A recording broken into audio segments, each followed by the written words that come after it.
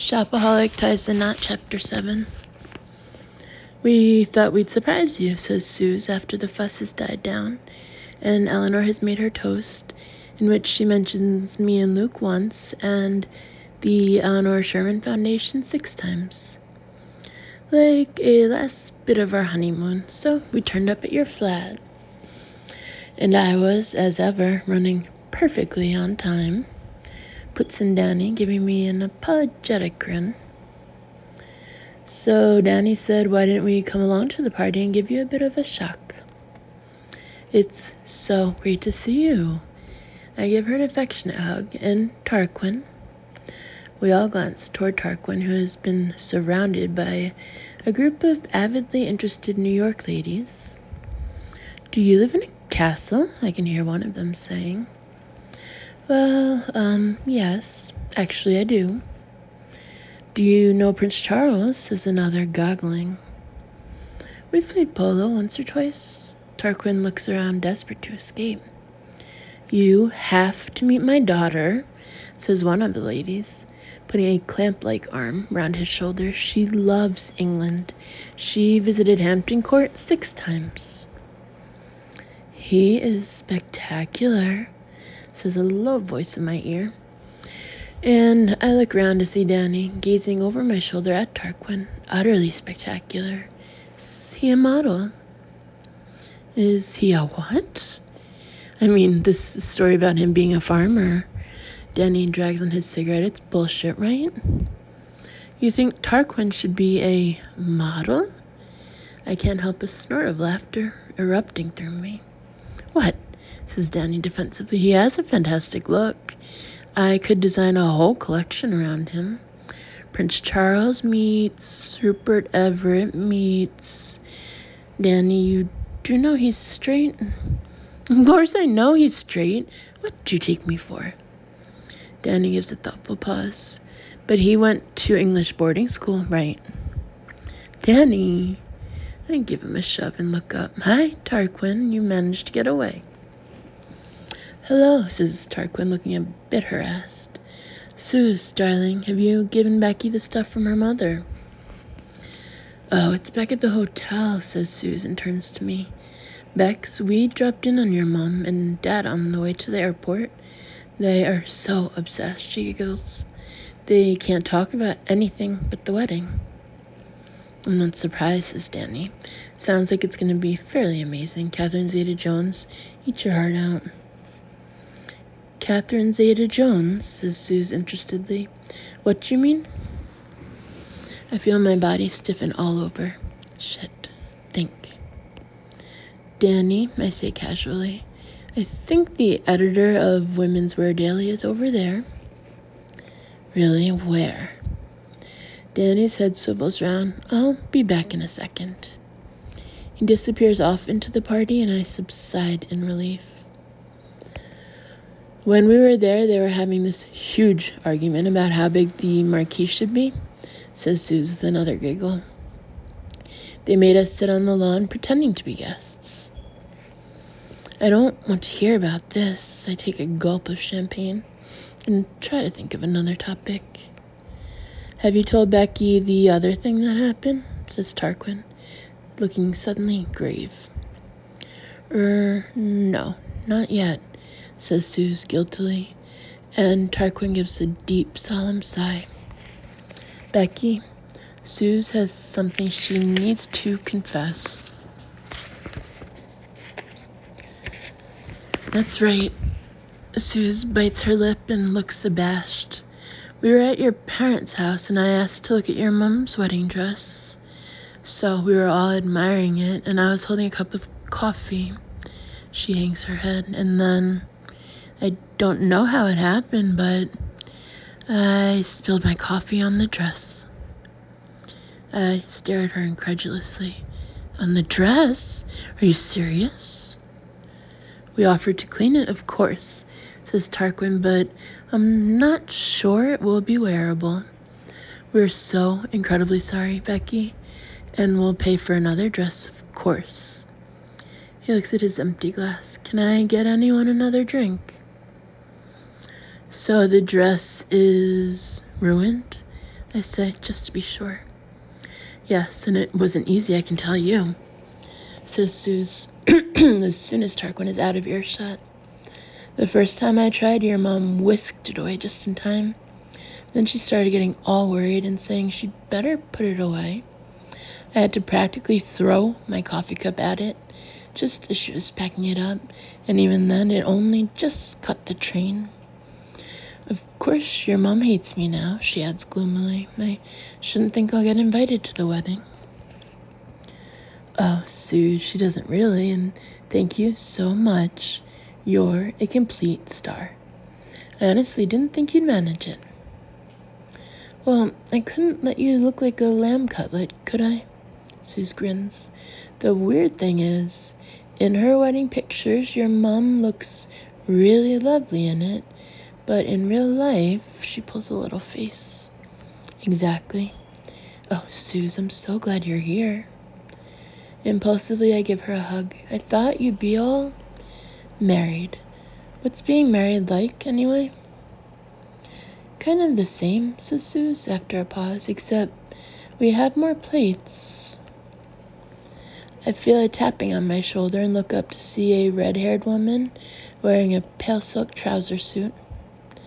Laura Redburn Seymour, she says, extending her hand. My husband and I have to go, but I just wanted to say I just heard about your wedding plans.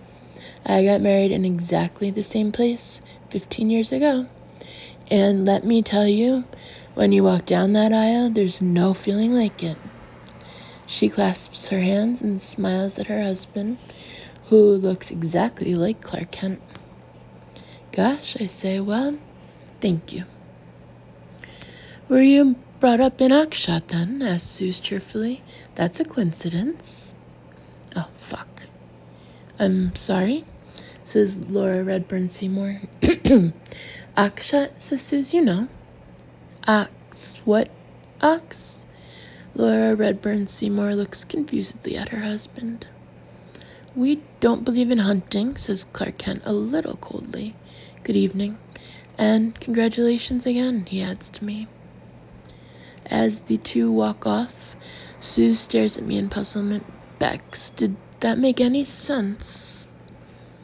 I rub my nose playing for time. I really don't know why, but I have a strong feeling that I don't want to tell Suze about the plaza. Okay, I do know why. It's because I know exactly what she'll say. Yes, I say at last, I think it did, kind of. No, it didn't. She didn't get married in Oxshott. Why did she think you'd be walking up the same aisle as her? Well, you know, they're American. Nothing they say makes sense. So, wedding dress shopping. Shall we go tomorrow? Oh, definitely, says Suze, her brow immediately unfurling. Where shall we go? Does Barney's have a bridal department? Thank goodness Suze is so sweet and unsuspicious. Yes, it does, I say. I've had a quick look, but I haven't tried anything on yet. The only thing is I haven't got an appointment, and it's a Saturday tomorrow. I wrinkle my brow. We could try Vera Wing, but that'll probably be all booked up. I want to go baby shopping as well. I've got a list. I've bought a couple of things, I say, looking fondly at her bump. You know, just little presents. I want a really nice mobile. Don't worry, I've got you one of those and some really cute little outfits. Bex, you shouldn't have. There was a sale on at Baby Gap, I say defensively. Excuse me? Interrupts a voice, and we both look up to see a lady in black and pearls approaching. I couldn't help overhearing your conversation just now. My name is Cynthia Harrison. I'm a great friend of Eleanor's, and also of Robin, your wedding planner. You're in very good hands there. Oh, right, I say politely. That's nice to hear. If you're looking for a wedding dress, May I invite you both along to my new bridal boutique dream dress? Cynthia Harrison beams at me. I've been selling wedding dresses for 20 years, and this very week I've opened a store on Madison Avenue. We have a huge selection of designer gowns, shoes, and accessories. Personal service in a luxurious environment. All your bridal needs catered to, however great or small. She stops rather abruptly, as though she's been reading off a card. Well, okay, we'll come tomorrow. Shall we say 11 o'clock, suggests Cynthia. And I glance at Suze, who nods. 11 it is, thank you very much. As Cynthia Harrison departs, I grin at Suze excitedly, but she's peering over at the other side of the room. What's up with Luke, she says. What do you mean? I turn around and stare. Luke and Michael are in the corner of the room, away from everyone else, and it looks as though they're arguing. As I watch, Luke raises his voice defensively, and I catch the words, "the bigger picture, for Christ's sake." What are they talking about, says Suze. I've got no idea. I strain as hard as I can, but I can only hear the odd phrase. Simply don't feel appropriate, Michael is saying. Short term feels entirely appropriate. Luke looks really rattled. Wrong impression.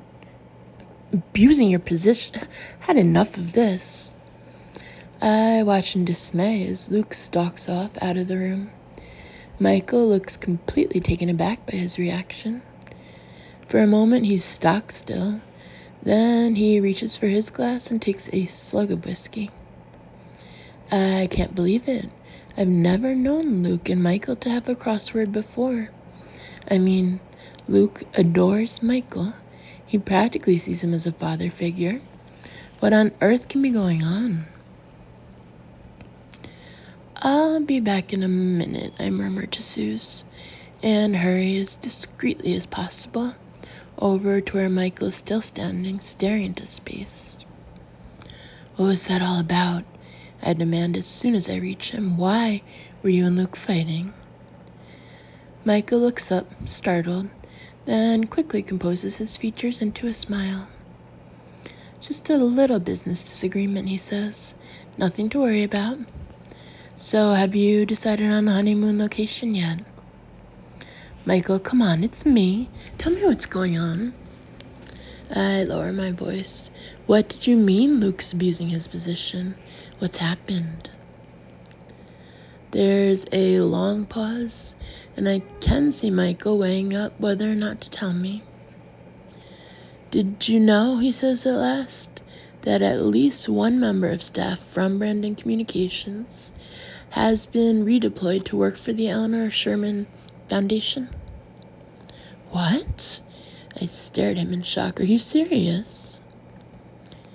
I've recently discovered that a new assistant at the company has been assigned to work for Luke's mother. Brandon Communications is still paying her salary, but essentially she's Eleanor's full-time lackey.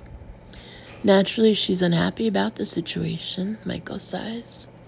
All I wanted to do was raise the point, but Luke's very defensive. He hasn't said anything about this to me, I say incredulously. He hasn't said anything about it to anybody. I only found out because it so happens that this assistant knows my daughter and felt she could call me up. Michael lowers his voice. The real danger is that she might complain to the investors. Then Luke would be in trouble. It's his mother, I say at last. You know what a hold she's got over him. He'll do anything to impress her. I know, says Michael, and I can understand that. Everyone has their own hang-ups. He looks at his watch. I have to go, I'm afraid. You can't leave, not without talking to him again. I'm not sure that would do any good right now. Michael looks at me kindly. Becky, don't let this spoil your evening. And don't go and give Luke a hard time. It's obviously a very sensitive topic. He squeezes my arm. I'm sure it'll all work out. I won't, I promise. I force myself to smile brightly, and thanks for coming, Michael. It meant a lot to us, both of us. I give him a warm hug and watch as he walks away.